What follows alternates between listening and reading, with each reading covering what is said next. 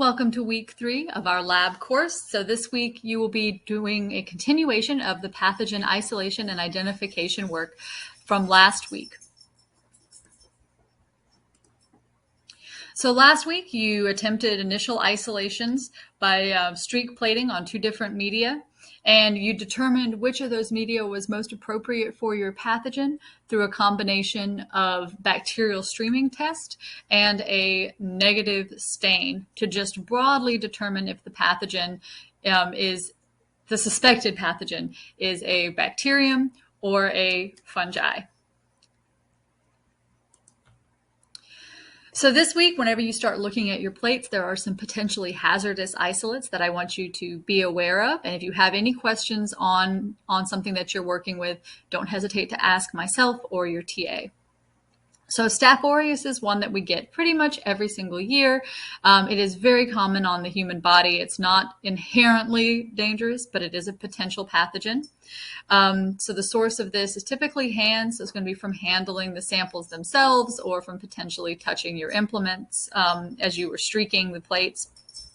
Sometimes also from breathing. And so aureus means yellow. And so you'll get this kind of small yellow circular colony that will be indicative of having Staph aureus.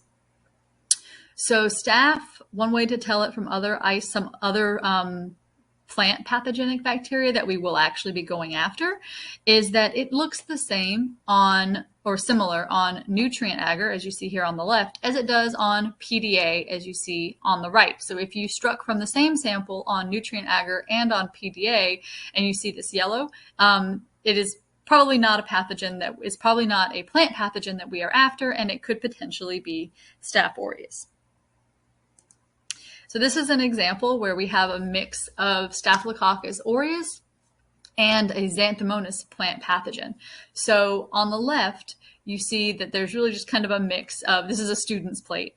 You'll see that there's just a kind of mix of yellow colonies happening here on the nutrient agar. And then whenever the same sample was struck out to the right, you see now that there is 2 distinct yellow morphologies happening here, bacterial morphology. So we have some fungal contamination, but this line here in the middle is bacteria.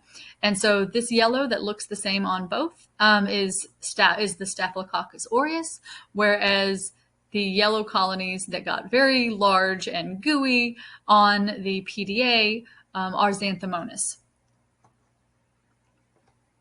So in this situation, it would actually be better to isolate the Xanthomonas from here than from on the nutrient agar because this allows you to differentiate which one is Staph aureus and which one is Xanthomonas without having to do any additional staining or diagnostics. Every year we also get some oral bacteria on the plates, and they can be really interesting, and I think they draw students' attention. Again, they're not necessarily dangerous, but I don't want you wasting a lot of your time going after the pretty pink isolates. So these are usually just from talking over the plate, breathing. Sometimes they can be on your hands. We've noticed in our actual research lab that we don't see nearly as much of this contamination due to wearing masks. So we may not have as big of an issue with it this year in lab either. Aspergillus is one that I know that is already on some of your plates. I have seen that as going through them. It is an environmental fungus. It is absolutely everywhere, but there are some forms of it that can be dangerous, and it can be dangerous to certain people. And it's the higher concentrations of it that you get from a plate that we want to avoid. So this is not something that we are looking for your fungal isolates. So if you have it, it's not something that you should continue working with. And again, just ask your TA if you're uncertain. So today you will be doing fungal observations. So you will be looking at the overall colony morphology. As you see here, this is fungal colony on PDA from one of the students' plates. We will also be looking at hyphae using microscopy, and this is just the standard unstained way to look at the hyphae here. And then you will also be looking at spores if they are present in your plate. All right, so for bacterial colony morphology, it's fairly straightforward. You will be just looking at the overall form of these colonies, and you will be looking at the elevation, which can be challenging depending on how big and how overlapping all of your colonies may be. You should also please measure the diameter and look to see if you see any sort of whenever you do the microscopy, we'll be seeing if there's any endospores that are forming, but I don't think any of you should actually have endospore formation for your bacteria at this point because they haven't been on the plates long enough. This diagram will be in your benchling as well, so you don't need to write this down, but you will have the slides and are welcome to refer back to them. For the fungal hyphae, you will be looking for, you can describe these as either straight branching, as in this photo. Sometimes they will be twisted. Spatulate hyphae have kind of a clubbed end where they're growing more towards the tips.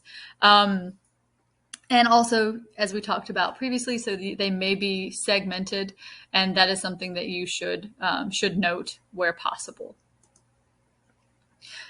Fungal spore shapes are something that is very critical for identifying fungi because hyphae tend to be broadly very similar, kind of nondescript. So many of your samples have already begun to sporulate, so you should be able to look at the spores, and you can describe them as you see here on the right. But we will also be putting some of your isolates onto sporulation media that will induce sporulation so that we can better identify them. All right, so right now you are still working on the isolation portion of this workflow. So the first step is to get kind of a pure culture. It does take several weeks to get a pure culture because of the way this lab is set up. So that's why we've had you go ahead and start working on the microscopy. So you've done a little bit of negative staining, but now this week you're going to do gram stain for your bacteria, and you will be doing a blue stain for your fungi. We will then, your TAs will then be putting some of your isolates onto selective media like the TZC that we talked about, the sporulation media for the fungi, so that you'll have some more spores to look at next week.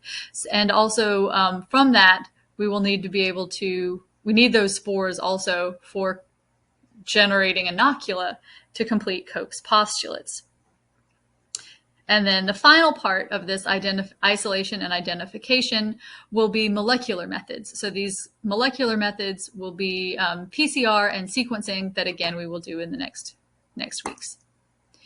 All right, so the last part of today's activity will be doing the staining techniques.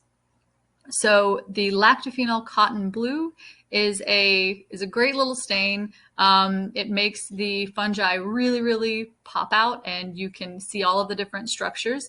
So if you see on the right, this compares the negative stain that you did last week, where the cell was left unstained, but the background is stained, to something like the lactophenol cotton blue, where it is a basic dye.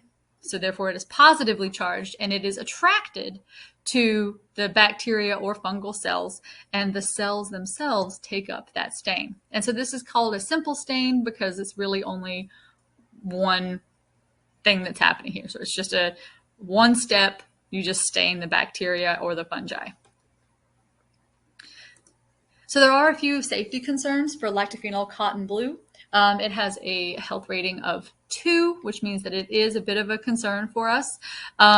You will need to wear splash-proof glasses. If you already wear eyewear, you're welcome to just use those, but we will have safety goggles available for you, as well as chemical-resistant gloves that you should use at all times while handling these chemicals. And please make sure that you're disposing of the slides in the designated container, because we do have a separate disposal plan for anything that contains phenol. So if you're uncomfortable with any of this, you are welcome to omit this part and just do a unstained viewing of your of your fungal samples. So you won't get as good of contrast, but you should still be able to see and describe everything. So for bacteria, this is something that you may have done previously in a biology or a microbiology lab course, but I'm just going to go over it again briefly for you here. So bacteria lineages are broken into two broad categories that are described as being gram-negative or gram-positive. Most of the plant pathogens that we've talked about are gram-negative. So gram-negative bacteria have an inner and an outer membrane, and with just a small amount of structural peptidoglycan in the periplasmic space. Whereas gram-positives have a cytoplasmic membrane and then a much thicker peptidoglycan cell wall on the outside. So the way the gram stain works is that you apply the initial stain, which is crystal violet. It is a very purple color. And this stain will go on regardless of if it is a gram-negative or a gram-positive bacteria. But then we add the iodine. And in step 2, the iodine will actually complex with the crystal violet and form these large pieces of dye. And that dye will get trapped inside of the gram-positive peptidoglycan layer. But it will not get trapped inside of the gram-negative because it has that cell membrane. It has an outer cell membrane instead of that thick peptidoglycan for that dye to get into. So step 3 is to destain or to use an alcohol wash to get rid of any of the crystal violet that you are able to. So whenever you do this alcohol wash, the gram-negatives will lose their stain, and the gram-positive bacteria will remain purple. So there is a bit of practice to this step, because if you do not rinse well enough, if you do not destain well enough with that alcohol, everything will just stay this purple color. And you can also kind of over destain and have issues not being able to see all aspects of your gram-positive bacteria as purple. So it just takes some getting used to, but TAs and I are really happy to help you with that. And so then step 4, so that you're not looking at a clear bacteria in the case of the gram-negative bacteria, we add a secondary stain. And so the secondary stain is safranin. It is a pink color. It has it saying here orangey red. Ours really is much more pink. And so for that, the gram-negatives will stain pink. The gram-positives will basically just remain this dark blue-purple color, and you won't be able to see the pink show up on them. All right, so those are the last steps for the microscopy, and you should be able to describe a bit of the morphology of the bacteria themselves. You are only able to go up to 40x magnification, so you may need to use one of the better microscopes in the front of the lab to get good morphology. But the main thing is just knowing if they're gram-negative or gram-positive, and if that aligns with your initial differential diagnosis for these samples, so that you can make sure that you're carrying on with the correct isolate whenever you're trying to get these into a pure culture. So your TA then, in the week between labs, we'll put some samples onto selective media so that we can make sure we're identifying the pathogen and we're getting those pathogens for you for week 4. Also sporulation media, because as we talked about, that will be necessary for doing Koch's postulates and developing inocula. So this is an example of the selective or phenotypic media. So this media, whenever Ralstonia is grown on it, so TZC is the one on the left. This has a metabolite that's added to it that will actually turn, that interacts with the metabolism of Ralstonia solanacearum and gives you this kind of pink color, pink pigment that comes out. Whereas if you compare the same bacteria on the right, where it's on just a normal culture media like nutrient agar, you do not get that pink. And so this allows us to have we call it a phenotypic media because it may grow anything, but it gives us a specific phenotype to help identify the target pathogen. We will also be putting, like I said, some isolates from your fungi onto sporulation media.